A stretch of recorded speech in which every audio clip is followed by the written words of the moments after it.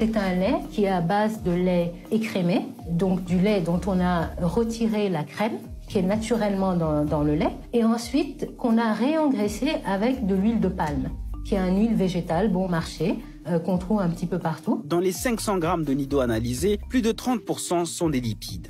Deuxième constat. En plus de l'huile de palme, il y a du sucre à ajouter dans le Nido. Dans le lait de vache en général, qui est très riche en sucre, mais en sucre naturel qu'on appelle le lactose, il n'y a pas de sucre raffiné. Et là, il y a du sucre raffiné. Ce qui porte le total des glucides à 41,41% sur 500 grammes. C'est problématique. C'est problématique parce que ça augmente la quantité de sucre raffiné que les consommateurs absorbent. Ce qu'il faut dire aussi, c'est que ce lait Nido, ce n'est pas le même que le lait Nido vendu en Union européenne. Où est la différence? En fait, les laits réengraissés à l'huile de palme, celui qu'on vend en Afrique, en tout cas au Sénégal, ne figure pas sur la liste officielle des produits laitiers de l'Union européenne. En d'autres termes, l'Union européenne ne considère pas ces produits-là comme du lait. Pour le vérifier, je suis allé dans un commerce en Europe. Alors là, je suis dans un supermarché en France, à Paris.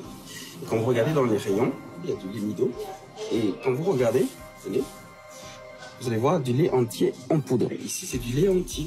Alors que là-bas, c'est du lait qu'on a écrémé puis réengraissé à l'huile de palme. Donc le Nido qu'on retrouve en Occident ou aux États-Unis, c'est du vrai lait Nido. C'est du vrai lait Nido. Mais chez nous, eh bien, le lait est un succès d'année. C'est un produit de remplacement.